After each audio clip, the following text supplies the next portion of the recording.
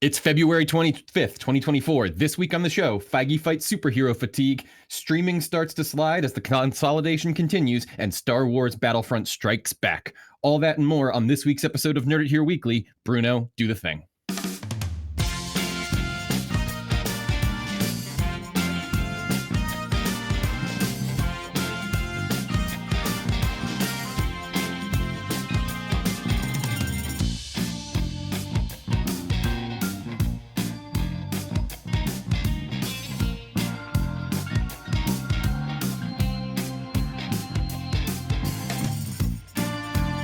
Fuck it, we'll do it live. Ooh, welcome to Nerd It Here Weekly, the podcast about the week's biggest stories in nerdy news. I'm Riley Trahan, Senior Entertainment Editor for Nerd It Here First, and, as always, I'm joined by Deepak Chitnis.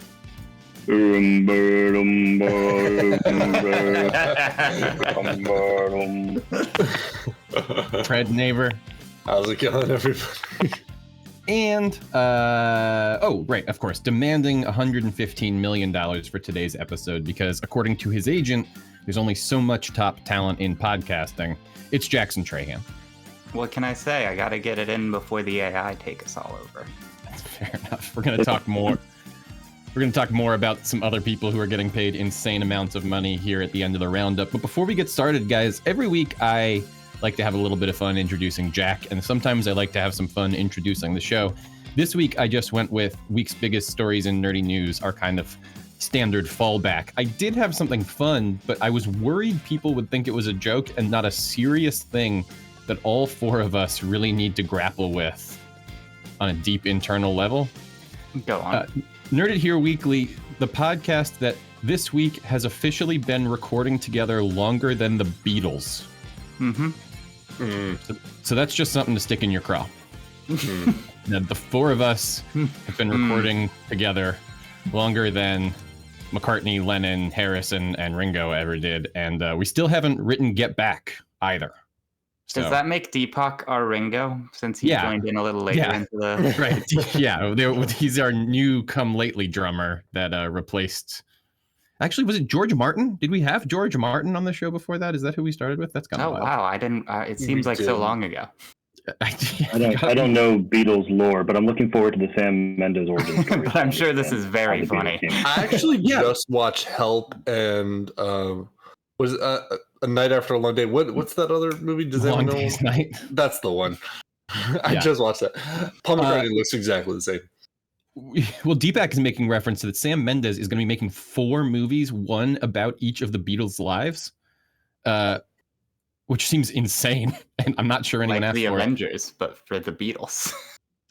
And this is too much of us talking about the Beatles, so we're going to do the show now. Let's do the headline roundup.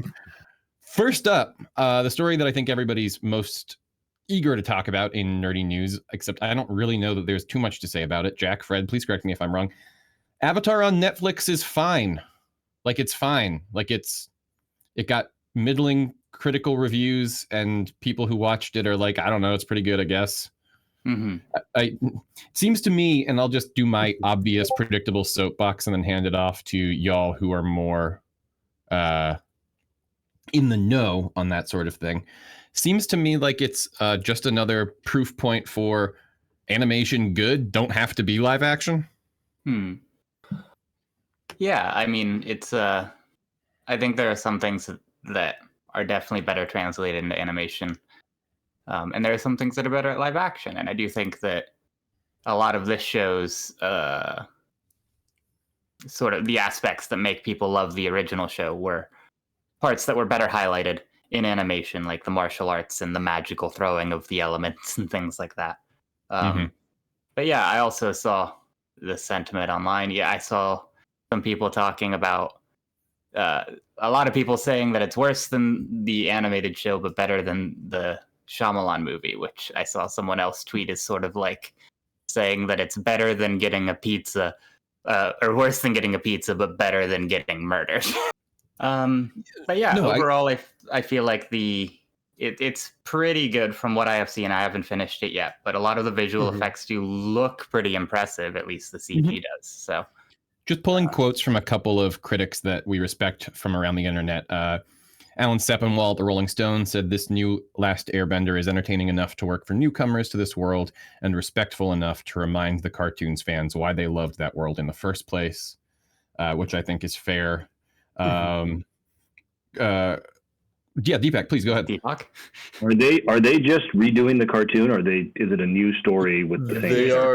They're redoing More the or less, cartoon, and it's so far been pretty faithful. I also haven't finished it. My son and I really enjoyed it, actually. I think the visual, it looks really good. They might not have gone with the, like, they haven't copy pasted the like martial arts styles that the original cartoon did, and the original cartoon did that very well. So that is kind of a bummer, but we've so far enjoyed it a lot. The weird hybrid animals that the show has got, I think that they kind of nailed. Like that was one of the, I feel like one of the that was one of biggest the first flying things they yak and showed. all that. Yeah. one of the biggest So my complaints I've question seen is that not to derail the quickfire headline roundup, but I mean, this sounds to me just like they're doing the Disney live action remake thing. It honestly, like quality wise, about the same. Well, and I would say Angie Han at the Hollywood Reporter, one of her biggest dings on it was it delivers an Avatar that, grittier though it may be, feels far less mature than the kids' cartoon ever did. And I think that's one of the biggest shortcomings of people who attempt to remake this show, Deepak, as opposed to, you know, the live action Beauty and the Beast, all of its many shortcomings. You know, one of them was, we thought at the time that it was too dour and serious for a show, a remake of a movie that was kind of a fun fairy tale romp, right? The Avatar cartoon, what of it I have watched. Stay tuned to our ongoing coverage of me watching Avatar. But, you know, deals with some heavy ideas in a sophisticated way that is accessible to kids, but it doesn't make it like light fare necessarily, right? Like it's about like genocide. And I think that often, you know, with the Shyamalan and with this show, I think people were like, well, we're remaking a kids show. We got to make it fun for the kids.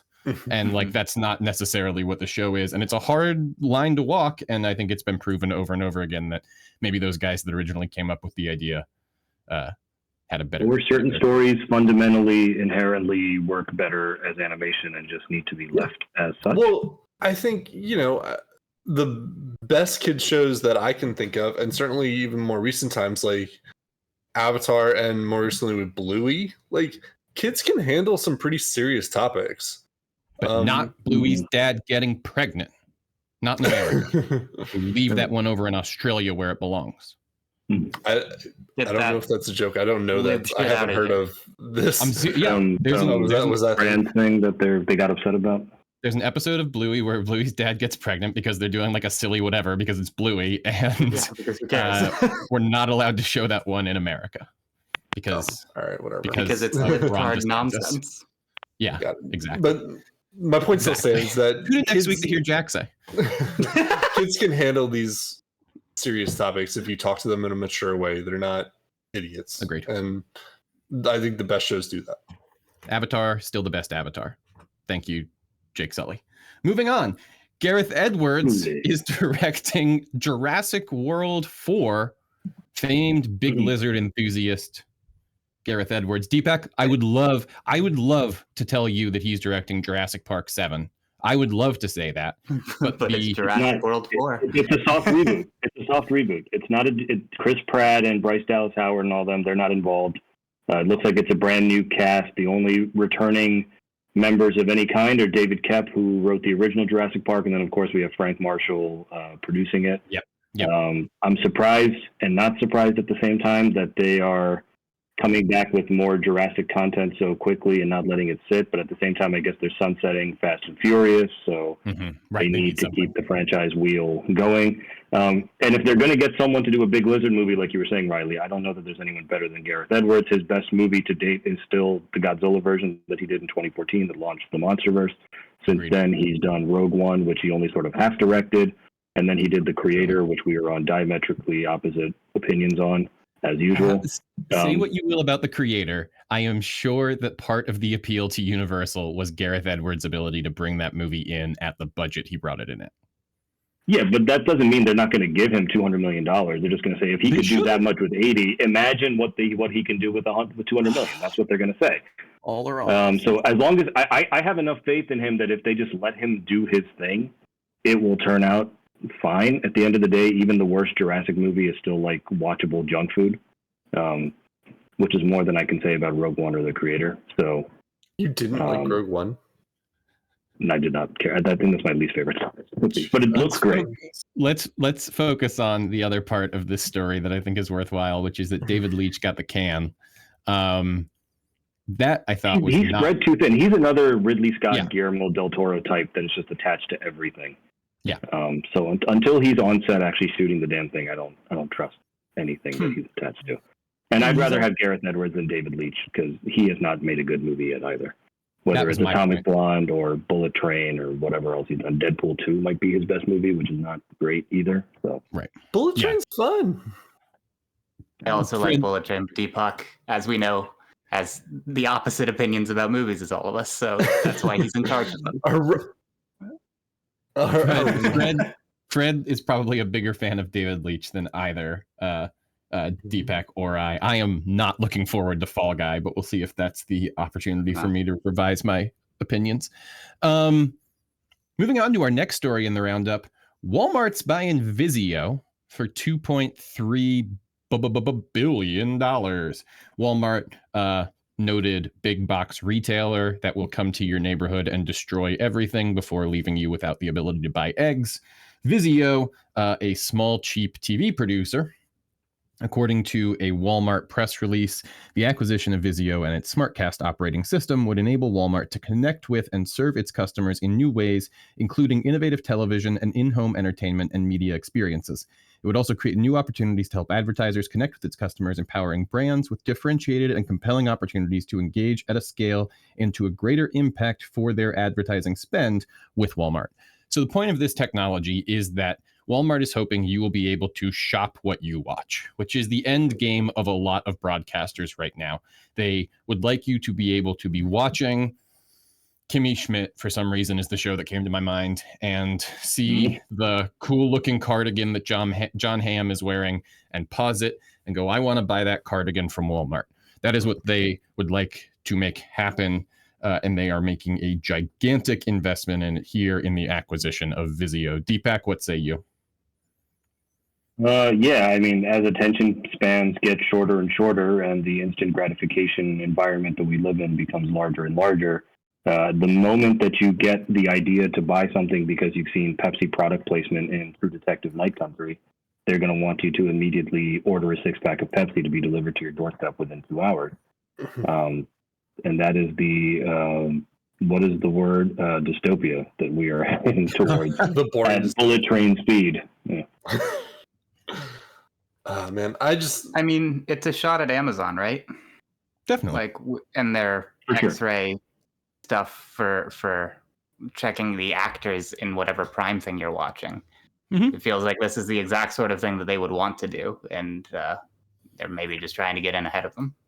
Absolutely. I mean, everybody is on the cusp of cracking this technology right now. So I agree with you. It is sort of a whoever gets there first thing. Fred, what you got? I mean, I think it's fine. I think it's a clear, obvious step. I'm a little bit concerned because I know I'm going to have to subscribe to whatever streaming service Target buys. And like, that's going to be a whole thing. Wouldn't that be fun if the next era of the streaming wars is just full-on retailers buying streaming services? Well, that's already happened. Walmart owns Vudu. Vudu is now Fandango, so you're going to have Walmart, Vizio, Fandango together now, where you can watch on your Vizio, buy from Walmart, and you're good to go. So that's where we're headed. So Target buying Peacock or something is not that, outside the realm of possibility. It's going to be like 2 times more expensive and a little bit more HD, and that'll be it. And going to have to get it in 4.1K. All right. Next up, this one I think was exciting for all of us. Tom Cruise has been announced to star in Alejandro Inarritu's next film, which is going to be done at Legacy. It is part of Cruise's... Legendary, which is part of Tom's new deal with Warner Brothers. Maybe. No, Warner, you're right. Yeah, right. So Cruise has a first look deal at Warner Brothers Discovery, which is part of a bigger Zaslav thing that we're going to talk about in a bit. And so as a part of that deal, he and Inarritu have agreed to make a movie together. This is Inarritu's first English language film since The Revenant, which posted 500 million at the worldwide box office and won him Best Director and DiCaprio Best Actor. I think, Jackson, with Tom not throwing himself off of a train, plane, or automobile, this may be his first real chance at winning an Oscar in some time. Do we think that they just are engraving it now? I mean, I hear where you're coming from. So you've talked about this a bit with Robert and his seemingly more and more likely win coming up. Of just like, at some point, these people make the people who vote for them so much money that it's no longer a decision once they have the opportunity. I think this could very well be an opportunity like that, where the Oscars wants to maintain its reputation in a way where they don't want to give a Mission Impossible an award, but they do want to make Tom Cruise more of a star, and that's a good way to do that. Deepak, would this make Tom Cruise more of a star? How do you see this as a strategic move for the guy who wants to make a movie in space? Just start your answer. Here's my thing with Tom Cruise, and Riley, you and I have had a version of this discussion several times, but for me, a movie star is someone like DiCaprio. You put him on the cover of a movie. It's not based on a comic book or an existing franchise. It's called The Revenant, which is a word no one knows how to pronounce. He's covered in hair and snow, and it still makes $600 million and wins 3 Oscars, right? Tom Cruise, for the last 15 years, has only made money when the movie has Mission Impossible or Top Gun in the title. He is still, for all intents and purposes, a franchise guy. Jack Reacher barely made enough for a sequel that no one liked anyway. Edge of Tomorrow did not really make money. What else did he have? American Made was, and all these movies are good movies, by the way. I'm not trying to say but nobody saw. He makes good movies. No. So the thing with the Warner Brothers deal and Inarritu specifically is that this is still part of a larger push by Cruise to make movies made for theaters. So I don't know. The details about what the movie is are very tightly wrapped. The last movie Inarritu made was actually Bardo, which was a couple years ago. It went straight to Netflix. It got nominated for like cinematography and a couple other things because it's an Inarritu movie. But we really have no idea what to expect, if it's going to be more of like a Birdman thing, if it's going to be more of a Revenant thing, whatever. So I don't know that it automatically gets him Oscar glory. I think we're all of the opinion that he probably should have been nominated for Maverick, and he wasn't, which was stupid. So I really don't know what to expect until we know more about it. I think Inarritu is a filmmaker who he takes big swings, and it's either a home run or he strikes out. There's really no in between with him. But I think with Tom Cruise, there's probably a good chance. And I think Tom Cruise is also making movies with, I think he's about to reteam with Paul Thomas Anderson. There's a rumor about that. There's a rumor he may be working with Tarantino on his final movie. So that would be Cruise and Pitt working together, which is cool. So it looks like he's starting now to kind of veer away from the action stuff and back towards where he was in like the 90s, where he's making like actual real movies, which is good. He's got this Warner's deal, and Warner's can't tap any of his IP. So and I think you said we're going to talk more about the Zaslav of it all in a bit. So I'll save that. Let's cruise on to getting there with this other table setting story that also seeds into this a bit. Joker 2 costs $200 million. I mean, there's a lot of stuff in this article about just kind of start to finish the insane amount of money that is being spent over at Warner Brothers Discovery, particularly by folks who are looking forward to the potential of selling Warner Brothers from Discovery in April when their 2-year probation is up. But yeah, I mean, sorry to put you on the spot here again, Deepak, but we have all this Hollywood insider news we need you to cover. Can you just take us through some of these numbers?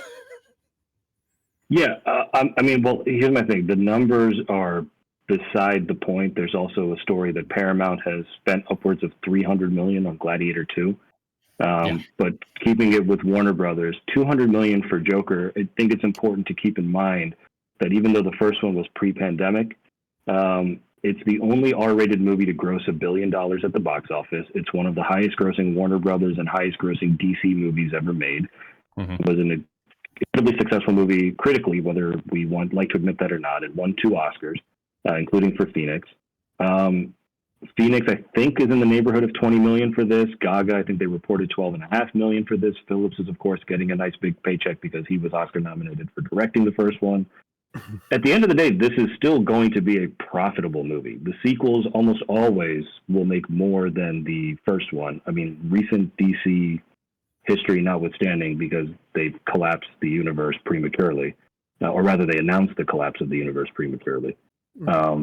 So 200 is kind of ridiculous, but it's a bigger movie. There's going to be bigger stars. There's going to be, I think, a lot more going on with it. They've said it's a musical, and it's not a musical. It's going to be more technically robust and things like that. So 200 million is a lot, but at the same time, compared to what Marvel is spending on its movies and things like that, everything is going to correct at the end of the day. We're at a point where in the next couple of years, we're going to be back to $150 million budgets. But I still think they're going to make money off of this. And a lot of this is, again, Hollywood accounting, money laundering for organized crime and things like that. So, well, that's the thing. 200 million isn't that much for a movie, but it is when your initial budget was 60, right? That's well, it was a gamble. The first Joker was a gamble. They did not know what the reaction was going to be. They said the budget for Joker 2 was 60, and then they ballooned to 200.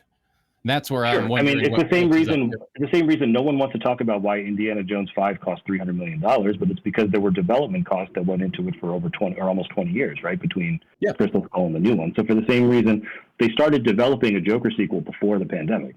Then you get the COVID. Then you get the writer strikes and the actor strikes and all of that. So all of those costs, when you're in development on a movie, it's not the same cost as being in production, like Gladiator was, but it still costs. So all of that gets rolled into the budget, and no budget is exactly $200 million or $150 million. Right. They are rounding up or down to get to whatever number sounds good. So, here's my question. It's not my money. Here's my question for you, Fred. Mean Girls, not advertised as a musical. Wonka, not advertised as a musical. Color Purple, not advertised as a musical. Joker 2, Folie à Deux. A, will it be a musical? As Deepak kind of alludes to, that question remains to be seen. And B, if so, will it be advertised as such? So I think it's going to kind of skirt the line a little bit. I don't think it'll be advertised as a musical because I don't think you're going to want anyone who says, oh, I don't watch musicals to not buy a ticket. Right. I think it's going to have a couple musical numbers, but they're going to be sporadic enough that you're going to feel uncomfortable saying it's a musical. Can I ask a question? It will have musical sequences. Yeah. Jeff. Like, the Barbie movie had Ken, right? But we've been talking about this like phenomenon of secret musicals lately. Yeah. Why though? Like, if it doesn't make money and we have to trick people, why do we keep doing it? Yeah, exactly. Why are we making movies that we're afraid people don't want to see? Right. No idea. Okay, I'm glad no one has an answer. It seems weird that it keeps happening, though. All right, we're going to take a break, and when we get back, the consolidation is coming for everyone. All right, and we're back. And guys, we're getting all sorts of news that the streaming consolidation is upon us. There are reports that Peacock and Paramount are in talks to merge. There is discussion that Warner's, Fox, and ESPN are going to put together a sort of sports streaming package. And there's news that Warner Brothers Discovery has somehow discovered how to make money off of a streaming platform. So all this, and plus the potential pending sale of HBO Max, really kind of dominoes are falling. Yeah, Jack, please take it away. Talk to us about what we're seeing and what the potential immediate future holds. I mean, I'm far from the expert on it, but we have been talking about this for long enough that I feel like one. I think it is, how to put it, like when the conditions are right, daisies crop up everywhere. We are at a time where once these deals start going through, I really do think they're going to keep going through.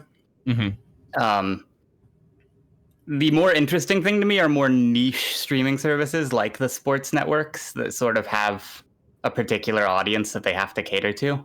I'm surprised they haven't consolidated themselves more already in like a weakest of the herd sort of an affair. Yeah, well, and I guess my question, Deepak, is what are the logistics of that like in an era like we just a couple of years ago saw the Disney acquisition run into some hot water when they tried to bring Fox Sports alongside ESPN. What are the differences in this CNBC report about the ESPN of it all?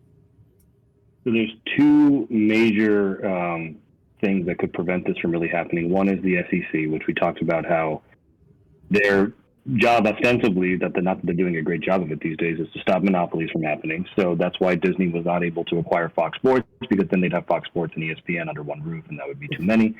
So when you start to consolidate, ESPN, TNT, and all these other guys under the Warner banner under Max for having, the NBA deal that they're proposing to have, that becomes a problem. And the other major obstacle is, of course, the leagues themselves, who sell their TV rights on a 5 or 10 year basis for billions and billions of dollars under the assumption that ESPN gets this much, TNT gets this much for the NFL, CBS, Fox, ESPN, NBC all get a certain number of games and $5 billion to $10 billion per package for the next 7 or 8 years.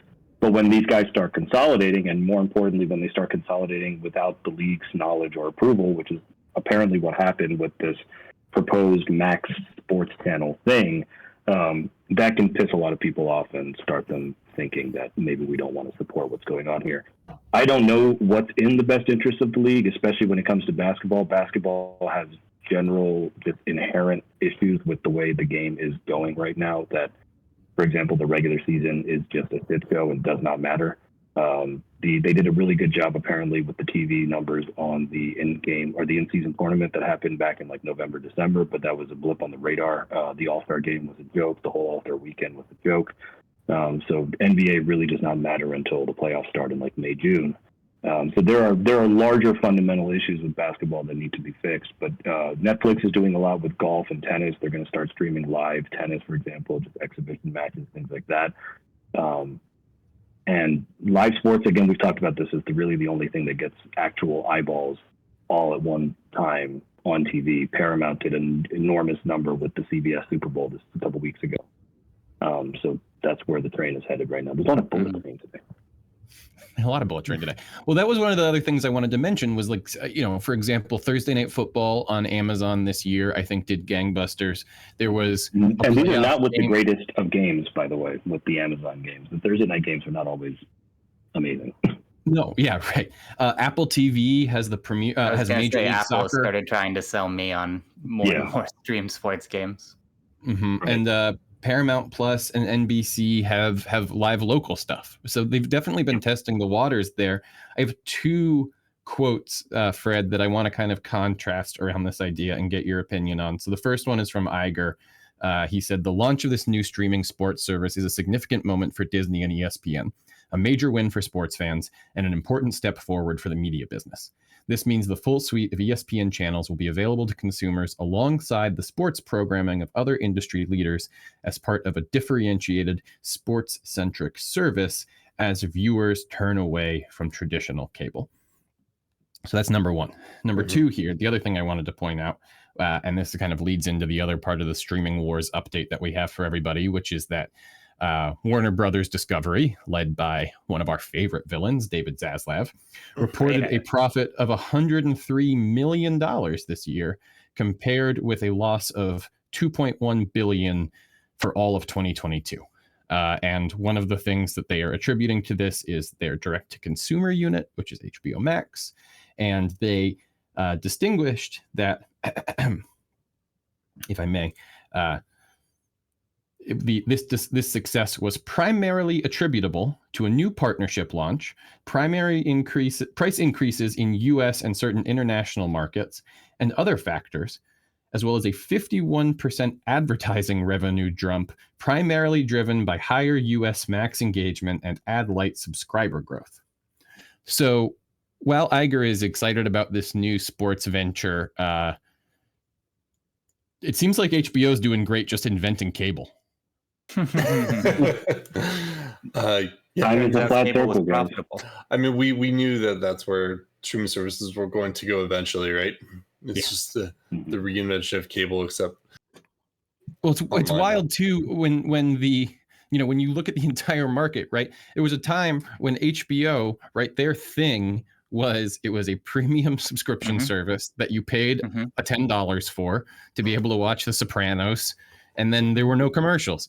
And now they're like, hey man, watch HBO for less. Well, we got ads. And everybody else is like, give us all your money or you'll never see a football again. Yeah, I mean, we kind of talked. It's boring dystopia, right? Like, it's just, I don't know. I think I canceled my HBO subscription a while ago. I've not really had any reason to go back, and Iger really hasn't convinced me to revisit it at all. I mean, so that's the language these companies speak, and it's the only reason they're going to stop is once people stop subscribing. And as you've pointed out, but short of going to football games, there aren't that many other options. People don't have cable anymore. Yeah. Well, and yeah, that's the part that I think is wild. And then we look at, while we're on the sports thing, and Deepak, you can speak to this obviously probably better than any of us, but it drives me insane when I'll get, you pay however much you have to pay for the MLB League Pass or the NBA League Pass or the NFL, right? Whatever, you can pick your league, right? And you pay some hundreds of dollars for this not even full year subscription, right? 16 weeks or whatever. And then the only team they don't let you watch is the one you want to watch. And they also refuse to show you ads. So like I'll watch some baseball game I don't care about, and then the game will go to commercial, and they're clearly just mirroring the actual Fox broadcast or whatever. But while it's okay for the Fox viewer to see a Miller Lite commercial, the league has convinced themselves that I'm paying my money to not see a Miller Lite commercial. Yeah. When I don't give a shit, if it would make it cheaper for me, there's ad breaks built in already, right? Like I don't want an ad in the middle of Star Wars, but I'll take one between the third and fourth inning. Yeah, that's a big problem is that there's no one-stop shop. You pay $400 to YouTube TV to get the NFL League Pass or Red Zone, whatever the fuck it's called. And you still have to, on top of that, subscribe to Amazon Prime for the Thursday night games. You have to subscribe to Peacock for the Sunday night games, ESPN for the Monday night games, Paramount if CBS happens to have the Super Bowl. And then, of course, you're blacked out in your local market because they need to feed the traffic towards that local distributor, right? Yep. So there's never going to be a one-stop shop for any of these leagues, although MLB tends to, for the most part, do a pretty good job. I know a couple years ago they had an issue where if you paid for MLB TV, you still couldn't get the radio broadcast. You had to pay separate for that, which is stupid. But in general, MLB is slow on pretty much everything. NBA TV, of course, you don't get. Yeah, so a lot of this stuff is not going to be fixed because the money is spread too. It's just spread too evenly, I guess, for lack of a better word. And on top of that, the NFL, for example, just signed a new deal. I think the NBA also just signed a new deal in the last couple of years. So these things are not going to be up for renegotiation until later in the decade, maybe even next decade in some cases. And on top of that, we've seen what some of these salaries are for the players, right? And the NFL salary cap just went up $30 million. MLB, you've seen what Shohei's making for the Dodgers. We've seen some of the NBA contracts. LeBron wants 9 figures at 39 years old, which is ridiculous. As much as a box office draw as he may be. So we're due for a correction, and a lot of that, the money that goes to the players and all the other stuff starts with the TV deals because that's where the biggest slice of the pie is. So when that correction happens, it's going to start from the top down, and I don't think it's coming for another at least 4 or 5 years. And just where the infrastructure is in terms of just even how the leagues think about reaching people at home, I think is fundamentally flawed. Like I understand that you want to move people towards the stadium, right? And that's where local cable channel blackouts originate from, is if we don't sell enough football tickets, we're not going to put the football game on TV because we want to incentivize people to go to the stadium, right? Right, and that stopped a long time ago. Right. Swear to God, is not this football around. That is not the same endeavor as saying you can't watch your local football team because it's on CBS at 1 PM, right? Well, I would push back on the thought that they're trying to push people towards the stadiums, because I think the owners for a long time now have realized that the stadiums are now where they're making most of their money. I agree. I'm saying it's a they want to push you towards CBS now instead of pushing you to the stadium, right? But it's the same cudgel that they're using to accomplish it. Yeah, exactly. it just makes me nuts because I think if you genuinely gave people the option, folks would pay, whatever, pick your sport, pick your team. I think folks would pay the same amount of money for the overall league subscription to just watch the team they care about. Right? Like just flip it. Then, you could even go team by team, but there are certain teams, like for example, the Wizards they break even. It's that because they're historically terrible and no one goes to the games. No one really cares to tune in to watch them on TV. They're at best a play-in tournament team, and I don't even think they're going to be that this year. So, and this is part of what eventually got Snyder out of Washington in the NFL, which is that if they're all pooling their tips, inevitably the person who's contributing the least number of tips is going to be the guy that no one likes anymore. Right. Yeah, Riley, as a Washington fan, you should have a lot of experience having to watch games that don't involve your team. Imagine if there were no more games that you could watch.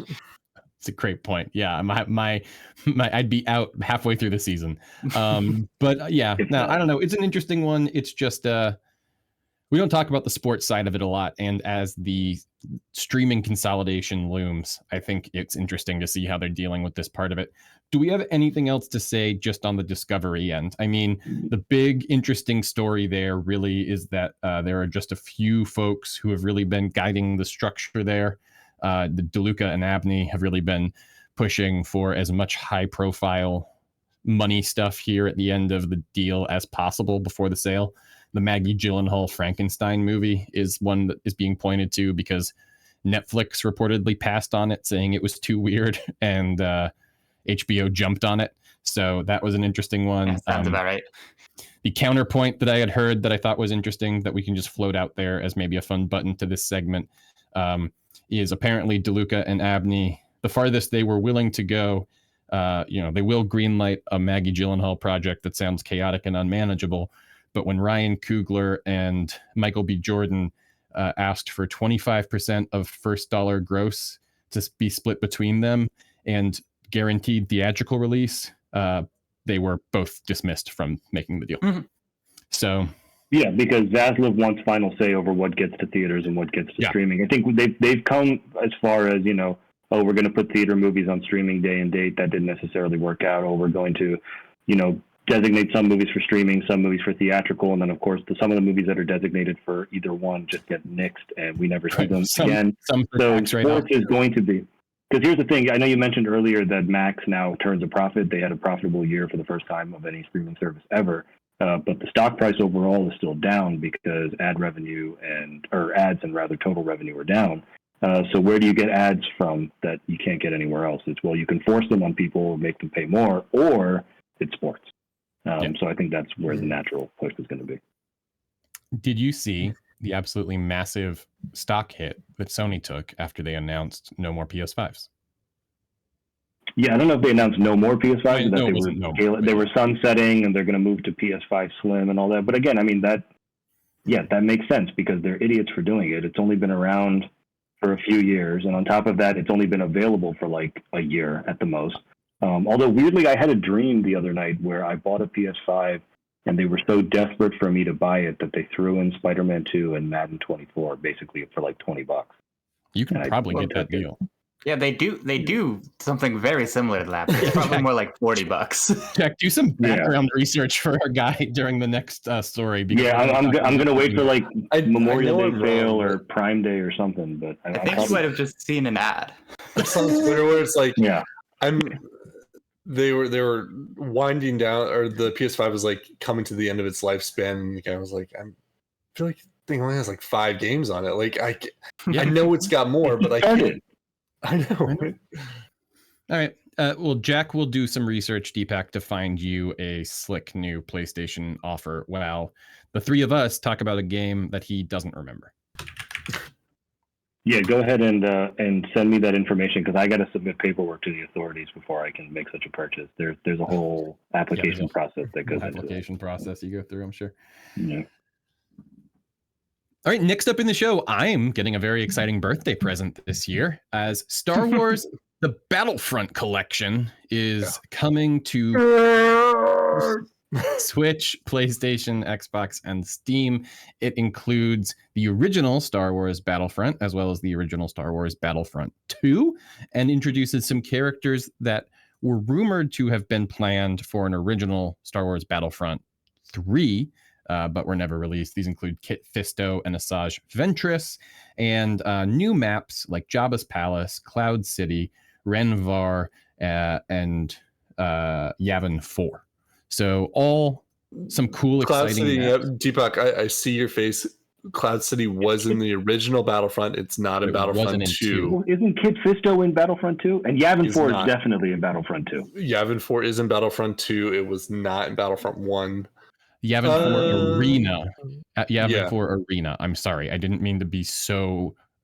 What Yavin 4 Arena? You mean the Tatooine Arena?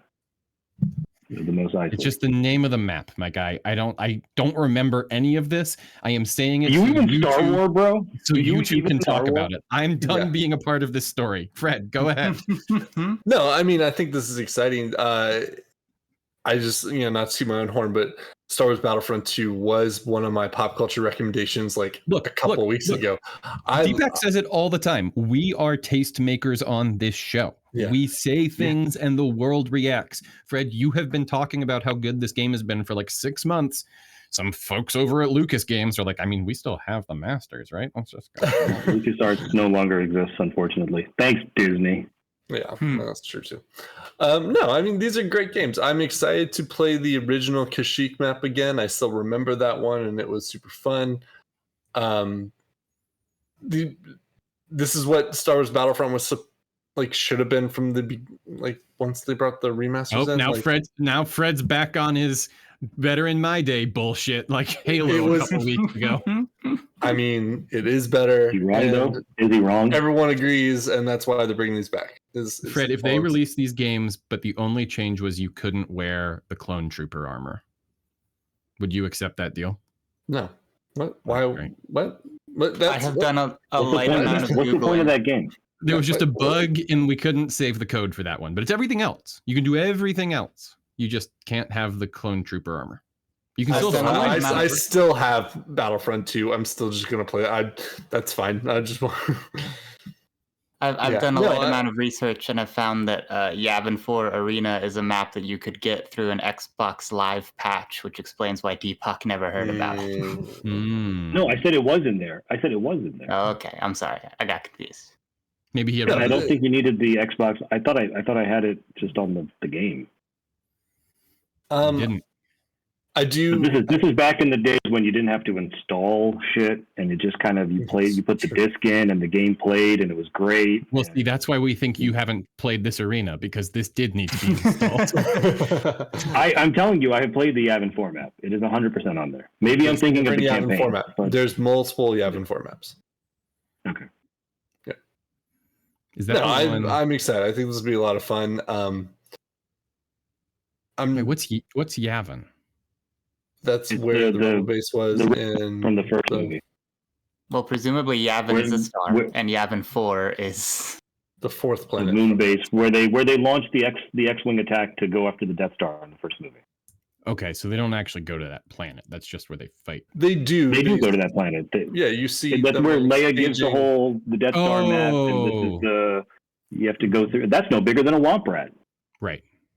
When they have the guy doing, that's one of my favorite parts, is when they have the guy doing air control traffic out there for the spaceship. Yeah. I'm like, I don't think they need that. Isn't that what the droids are for? Yeah. Look after yourself, Han. I guess that's what you're best at. Right. Yeah. Right. Because he's not going to help, but then he comes back. Remember, that's so exciting. Yeah. That's fun. Movie. Remember when Star Wars was fun? No. I'm telling you what, I'm excited for these Cloud City maps. Well, one of the things we didn't talk about, and this was actually, I mean, not to be just a little bit newsy about this story. No physical release, we assume, right? They didn't do it for GoldenEye. Probably. Yeah, I presume not. Probably not. So, I hate them. Well, this is, I mean, it's becoming a trend, and I think that we have seen. God, now I am going to become newsy. For a while the trend was just re-release the old game. It's cheap. We can just update we can patch the textures or whatever and keep most of it the same and get it out the door. And now not putting it on hardware, I'm sure, is just another cost-saving measure that gives them more control, right? And it's not like, if 3 years from now they release it on disc, the four of us aren't going to go out and buy it again, right? We'll all tell ourselves, well, it's only $35, so who cares? We'll do it twice. And, so it's always an option down the road. But it's a tricky bit of kit that we've seen them deploy on this particular nostalgia play that I think is suspicious. Well, and it gets a little more difficult with, at least in this example, because the Switch has a different format. Oh, sure. I assume. Yeah. So there is a little bit more overhead, and a bit more of an advantage to doing a digital release in that sense, that you don't have to worry about any of that. You guys, as ambassadors of gaming culture. Oh, sorry. Go ahead. I mean, we definitely know the demand is still there, right? Like, so when Metroid Prime was re-released, they ran out of physical copies. Yeah. So we know people want it. Well, that's what I was going to ask. As far as you guys, again, being ambassadors of the gamers, is there a cultural thing among gamers that it's just better to have a digital version because we play so much, we buy so much, it's clutter, faster. and it's better to just have it it's in the just more library. convenient. Pre-order it and it downloads automatically. You wake up and you can just hit play. You don't have to go to the store. That's really all it is. You don't even have to wake up. It's there at midnight, so you can play at night, and all your lame friends who buy physically have to wait until the morning. You have to wait for the Amazon delivery and all that. Yeah. For my PC, I know a lot of PC gamers don't even have a way to play a physical thing, and also I install them. Many PC gamers will install it on a solid state drive, and the game will run better.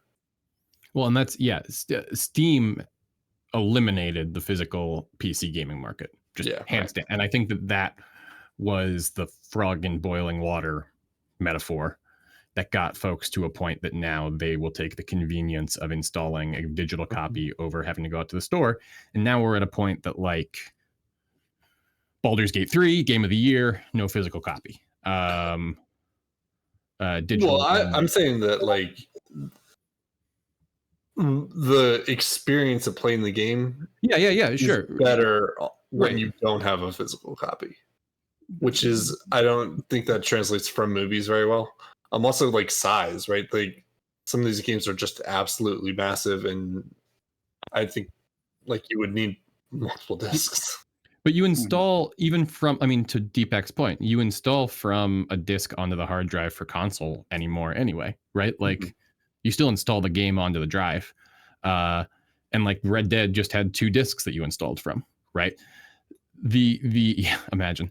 The weird thing that I'm trying to get at is that the industry is not making the physical game accessible anymore, right? The fact that you cannot hold Baldur's Gate 3 in your hands is a problem. They're making that decision for you. You don't have a choice. I could buy it one way or the other. Now you can only get it this way. Or Pacific Drive, which is this cool indie game that I wanted to support right now, is only out digitally and will be out physically in the spring. So I'm holding our review of it until the spring because I want people to, feel that they can make either decision and not hear about this cool game. And then the only way they can get it is the digital copy. All right, guys. We all know about how Bob Chapek broke the Marvel machine, and now they're trying to fix it, and it definitely wasn't anybody else's fault, and we can't possibly consider further consequences of the whole Disney Plus thing. We just leave the blame there and move forward with our lives. So they're trying to fix up the Marvel machine. Here are a couple of things they've tried lately. Let's just talk about how we reacted to those first. First of all, we already discussed the Deadpool Wolverine trailer, but just to put some numbers on it for y'all, 365 million views in 24 hours. That number does include the 123 million people who watched it on the Super Bowl. But, they're having a hard time. I'll let them skew the numbers a little bit if they want to skew the numbers a little bit. They unveiled the Fantastic Four, which we discussed, and alluded to the idea that it will be set in the 60s and that Herbie the Rubit will be voiced by a prominent comedian of one of the only 2 genders that exist. They just put out this weird press statement where they were like, they were trying to make the point that they were being open and inclusive, but they said Herbie will be voiced by a prominent, either male or female comedian. I was like, you could have just said comedian, probably, right? But, anyway, regardless, the next day, February the 15th, they released the trailer for X-Men 97, the animated series that will stream on Disney Plus. That will continue the 90s X-Men TV show. This trailer set an internal Disney record for the biggest launch of an animated series on Disney Plus, edging out Star Wars What If and Marvel What If and Star all Wars the What If Star would be Wars cool. animated shows. That would be cool. All right, so those are things that we've already talked about on here. I just wanted to level set where, with those three announcements and also all of the superhero fatigue, where are y'all on the old Staniverse? 1 to 10. 5. Yeah, 5. Yeah, I don't love it. I don't hate it. Perfectly neutral. Yeah. I've got like a backlog of Marvel movies that I haven't seen, and I'm like, honestly, it's becoming a lot more like comic books, right? Where there's so much I haven't seen already that I'm worried about jumping in right now. Oh no. They did the same thing again. It's beautiful. Yeah, no, I think it's the same thing that at least with me happened with Star Wars, which is that when you get away from just the movies and it becomes like books and comics and TV shows and all that other stuff, it's too much to keep track of. It's a cinematic, quote unquote, universe, even though the movies themselves aren't very cinematic. But, get back to movies, get back to less TV shows. And I mean, we have Fantastic Four now, finally. We're trending towards X-Men finally. I think there's more to be excited for going forward. And if the anchors of the next phase of the Marvel Universe are Shang-Chi and, Captain Marvel, I'm not that excited about it. But if it's Mr. Fantastic, Deadpool, and Spider-Man, I'm a little more excited about it. So maybe that's where they're trending towards, and we're going to build back up. They're past the Kang of it all. We're going to fix that. We're going to get towards Galactus and Silver Surfer and all that. So I think, I don't know, I'm starting to feel a little more optimistic. It felt like they were floundering for a few years. So it's an interesting point, definitely right? Floundering, yeah. In MCU, which we try and plug on this show as often as we can by dear friends of the show, Joanna Robinson and Dave Gonzalez. Hold on. Pardon me. They didn't write all. There's a third author who I don't personally know, and I always forget his name. So hold on. I want to. Gavin Edwards. Gavin Edwards is the third. So those three wrote that great book that I keep on my shelf over there.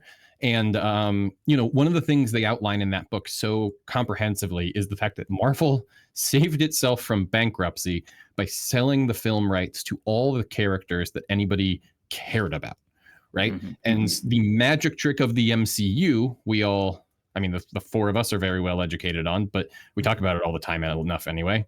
Highly opinionated, if not very informed. Ooh, look, it came back for a second. But we don't do that one anymore because fake news is a problem.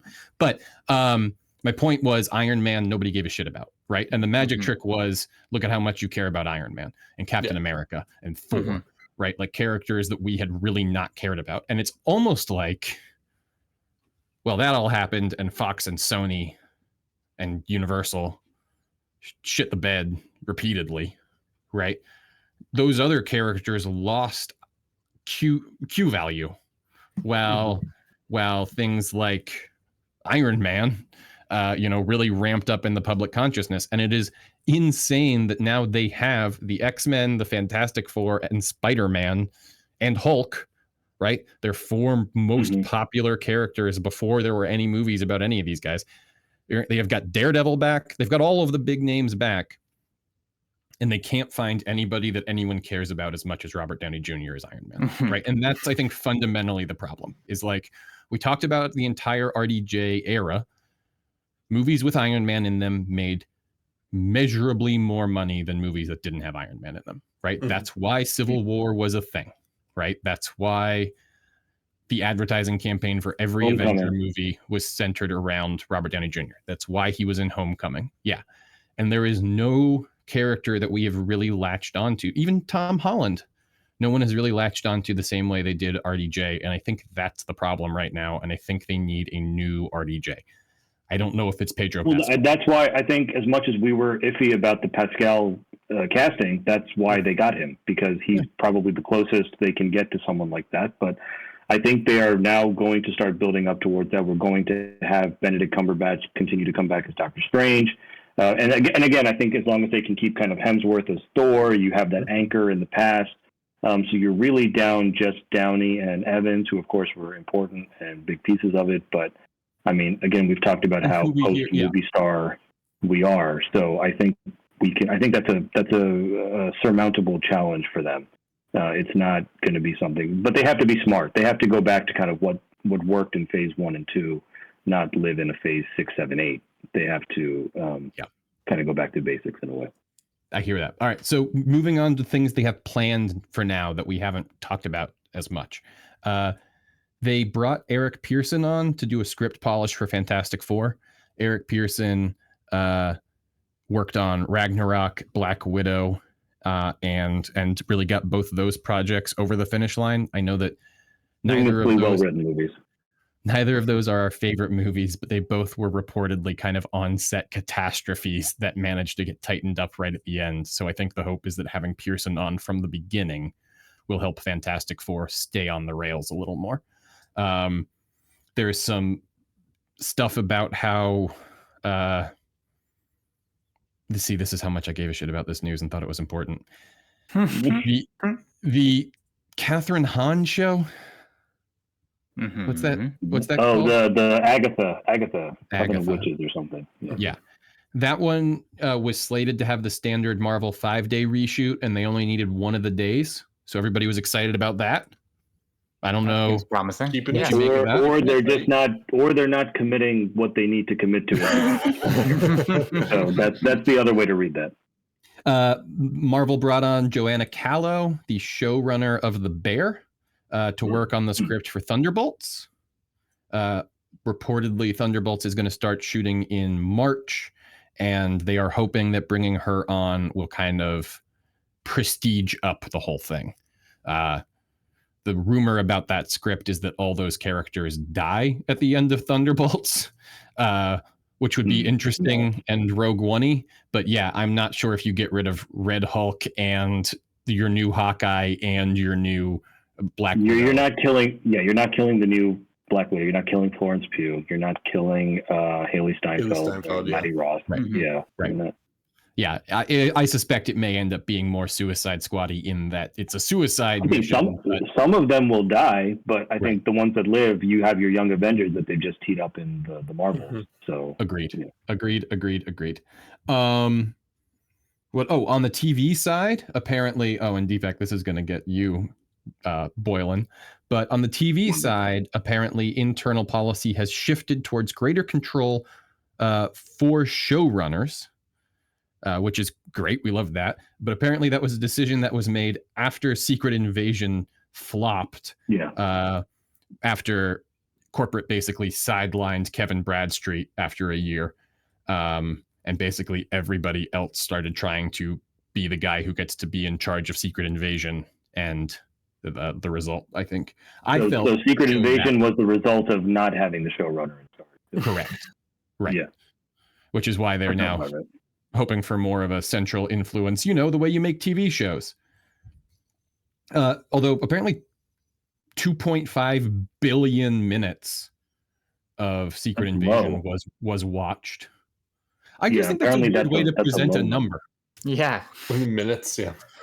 Like, we had a 6-week run. At least give me days. Right. We had a 6-week run and 2.5 billion minutes of our show were watched. You just wanted to say billion. You wanted to say billion. I agree. Well, yeah, they want to inflate the numbers, but then right after that sentence, I remember them saying that that's actually on the low end of what it is. Now, I don't know if that's low end but is that low end because it's only 6 episodes? Is it low end because people lost interest after the first couple, which apparently is where the showrunner had more of an influence? And they said it was in the bottom third of Marvel's live action Disney Plus shows. Yeah, I lost interest. It's down there with Hawkeye. So. Yeah, right. Yeah. Just wanted to flag it was 150 billion seconds. All right, last kind of big structural Marvel update before we can just kind of That's like vibe. 3 Endgames. I thought Endgames was a measurement It is. of money. Yeah. No, Endgame He is doesn't just a even large- follow We his have own to use rules. the NIHF metric system. Come on. This was a little bit of editorial assessment that was from this really, really great piece that I'm quoting all this from in the Hollywood Reporter. But one of the things that they assessed in there was that the writer's strike and the actor's strike cost Disney a bunch of money, but also bought them a bunch of time. And they were able to reschedule everything and kind of rejigger their whole structure so that maybe now, like as they're getting to the post-strike stuff, the hope seems to be that they have maybe worked the kinks out of the old system. Not sure how much I believe that, but again, Yeah, it sounds hopeful. Maybe I'll watch Deadpool and lose my mind. So who knows? What do you think, Jack? You think it's too hopeful? Well, I don't know. I mean, it just sounds like it's trying to frame the strike in the best. Like, I believe they did everything they could when they couldn't film anything, but I don't think that means that everything's going to be fixed now, or that they weren't trying to work this out before. Yeah, right. They would have gladly ended the strike as soon as possible. So I'm gonna try again. I'm gonna put my conspiracy theory hat on. And remember when Iger was making all the crazy comments during the strike about how they need to be more realistic and all that? What if he was just doing that to buy more time and prolong the strike so that Marvel would have time to retool? Because if the strike didn't happen, would they have just not tried to retool their approach? I mean, they needed the time apparently to do that. Deadpool and Wolverine, by all accounts, looks to be the movie version of what the Loki show has been doing, which is just introducing the concept of TVA and multiverse and whatever. So, yeah, it sounds like they're just kind of, I mean, look, again, it's just back to basics. It's brick by brick. Stop doing the DC thing where you think you can skip steps because, you've done all this work ahead of time. You know? Go back to DC can't even do the DC thing. Put out but here, take your conspiracy thing one step farther. Maybe the reason they put out that job solicitation for the executive communications manager was the cleanup to make sure that this, no, what if it was in fact, hey, we need somebody liaising between Kevin and Iger to figure out, when we can start winding this thing down, or does Bob need to get out there and say something else ridiculously offensive about hourly employees? Oh, I thought that job was more of an external thing, not an internal communication. Well, that's what they wanted us to think. Oh, okay, yeah, maybe. I don't like this. We never found out. I don't think we ever found out who that was, or we never got statements from them or anything. Jack, we're just asking questions. That's the new kind of podcast we are now. We're a podcast that asks questions. Great. Yeah. I don't know. I trust these corporations with 100%. So, and thank them for their advertising dollars. One thing we didn't talk about that I do think is a little bit relevant to this whole thing, though, is the old Kang of it all, right? I mean, they were really banking on the Jonathan Majors thing, and that is another part that kind of shook out during all of this. And I'm sure, Fred, there was like an aspect to reworking the whole play, right? I mean, they're no longer filming a movie called The Kang Dynasty. I can assure you of that. And actually, some of the business around Deepak, what was the movie that the Shang-Chi director was it? It was that he was no longer doing Avengers, not the Kang Dynasty. So yeah, I don't know, Fred, how that portion of it impacts anything at this point, but it certainly feels like it had to be a big piece, right? When they thought they were on this glide path and then none of this is working, and also the guy is a criminal. Yeah. No, I mean, I kind of laughed off of what Deepak said, but he might have been kind of on it. Where they definitely did need that time to kind of tool around and figure out what exactly direction they're going to do. I think Kang really put a monkey wrench into all of this, and we've been wondering who the major villain is going to be for a while. And when we thought we knew, it got messed up, and now I'm sure they're still wondering who the major villain is going to be. So, I would think something along the lines of either Doom or Galactus would be cool. I know that I get Magneto. Cool. They have X-Men characters now. So I do have X-Men characters now, so Magneto could be fun. Avengers versus X-Men could be a low stakes direction to go in that doesn't commit you to like a 20-year plan. That's your new version of Civil War. I think we're going to start seeing them structurally copy a lot of what worked in the Infinity Saga. So we'll build up to a Loki type villain, we'll build up to an Ultron type villain, we'll have a Civil War type thing. And the new Thanos is obviously going to be Galactus, but how quickly do they introduce him? How often do they show him in the various movies? Yes, but I don't think we get to that next Infinity War Endgame before like 2030. So. Well, I think that's interesting. The idea that the next one is obviously Galactus. You know, the thing, and I'm pulling up some comics. The thing is part of Fantastic Four. That's a good point. Well, what's his real name? Ben Grimm. Ben Grimm. There it is. Thank you, Deepak. All right. So in Marvel Comics, there is Battle World, right? Battle World is the home of Secret Invasion stuff, which we believe we are working our way up to. Secret Wars, thank you. Yes, Secret Invasion, we already did. When we've thought we're going towards a Secret War thing here, right? One of the reasons that we've been interested in that Secret War plot is that you get a whole police force of Thors, and they're all different Thors from different universes, right? And Hulks battling each other, and it has seemed like that would be juicy terrain for the Marvel crew, who has seemed to put so many eggs in the multiverse basket, right? Yeah. We've already seen how excited they've been about all their different Lokis on the TV show. There's a whole little gator over there. All their different stupid fucking Spider-Mans in one movie. All the different stupid fucking Spider-Mans in one movie. Yeah. Well said. There's going to be various Deadpools in the next Deadpool. The show What If? Right. Here's my point. Battle World is run by a man named Victor Von Doom. So I'm stumping for him to be the next Thanos. Deepak says Galactus. Fred, Jackson, you guys got any nominees here? Or Molecule Man. I'll also take Molecule Man. He also has some hand in. Yeah, I mean, it's probably Galactus. I don't know who this Doom character is. I don't think. Because if you're going to do that, I'm going to. Sorry. I don't think they're going to go off on a person that no one knows about. Fred, give me a nominee. It's not Doom. It's not Galactus. I mean, you don't know who Doom is, so obviously it can't be him. And you know who Galactus is, but Deepak already stole him. Give me a bad guy. I would like to see more stuff with the Red Skull. He just kind of showed up at a weird spot.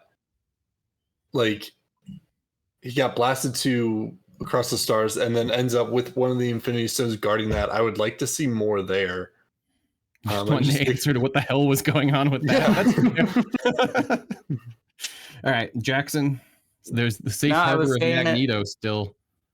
I was saying it a few weeks ago that I think Galactus is the only one that can really stand up scale-wise to what Thanos was doing and make it feel like an escalation. But I do think that if also what Deepak was saying about like copying the old formula is going to work out the same way, then any one of them could be a good fit for Ultron, and I don't know who else would fill that sort of middle tier. Ooh, the old middle tier villain. Yeah, that's a good question. Here's the case against Doom being the next big bad. Doom is a perpetual antagonist. He is not someone that you build up to and then defeat, right? So Galactus is maybe some, and of course, when Thanos is someone who can wipe out half the universe, the next one has to be even bigger than that, right? Mm-hmm. So I don't know that. I mean, and we all know how powerful Doom can be, but as far as a, no pun intended, galactic or universal level threat, that's where I think Galactus comes in. The other thing is, if you're Doom as an Ultron or a Loki, kind of the stepping stone villain, yeah, absolutely. Doom as a Loki, and then Silver Surfer as an Ultron. I don't know if that job also always has to be filled by a little metal guy. Someday maybe we'll see a non-little metal guy be the stepping stone villain, but I could see the Herald of Galactus, coming and warning us in the middle phase. Well, we have to have Silver Surfer crash through the Sanctum Sanctorium and say Galactus is coming. Galactus is coming, right? And then potentially the X-Men and the Avengers disagree on how to field that threat. Maybe they get into a little bit of a disagreement because of that. Because hopefully it's not the Phoenix Force. because just keep the Phoenix Force as far away from these movies for as long. Oh my God! What if that's one of your stepping stone villains? Can you I even would do. beat the Phoenix Force? Isn't that the whole thing? No, you And can. what if Avengers versus Punch it really X-Men hard. statement about how to handle Jean Grey? Yep, which is I know. I lost audio again. All right, keep going. Whatever. It's my worst nightmare. It's fine. We're gonna close out. All right. I know. Okay. When we get back, we're ending the show.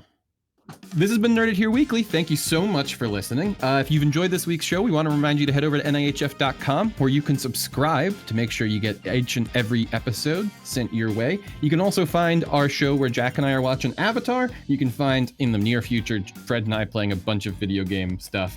And our new show, Put It on the Table, whose new feed is available now. Head to NIHF.com to get a link to that. Now, it's time for our pop culture recommendations. These are things we've been watching, reading, eating, playing, or listening to that we've enjoyed lately. And since you held on all the way to the end of the show, we wanted to share them with you too. And this week, we're going to start with Jackson. Yeah, I've found a pretty small seeming game on Steam that just came out. It's called Window Kill.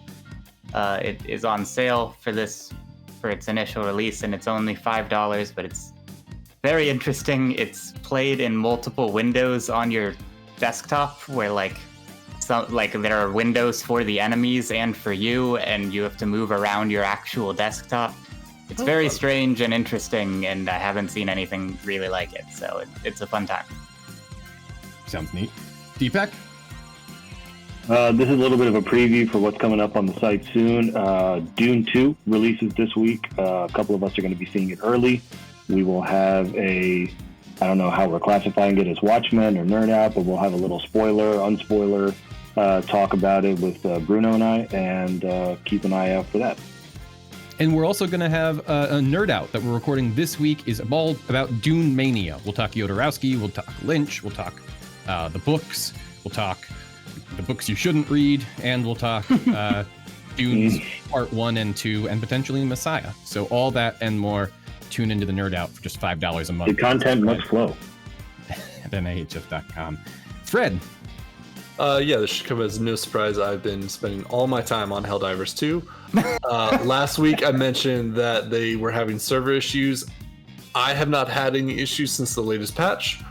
So if you were waiting for that to be fixed before you got on, now seems like a great time. They just upped servers this weekend, and they were kicking all the players being idle, and I've never had more fun in a video game. So I saw they did that AFK warning. I have tried to get in, and I was not able to play. Maybe I will revisit now that that has been resolved.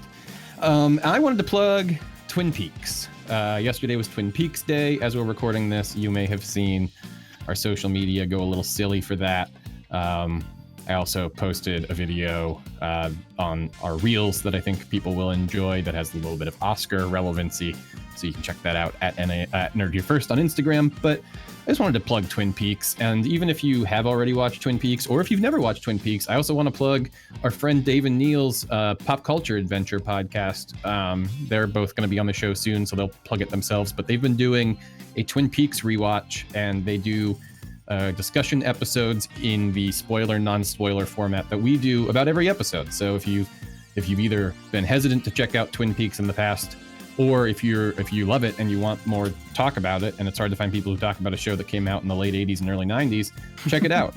I swear to God, the episode I watched yesterday, Billy Zane is in it, as well as the line, "I'd rather be his wife than your whore." Or his whore than your wife, which okay.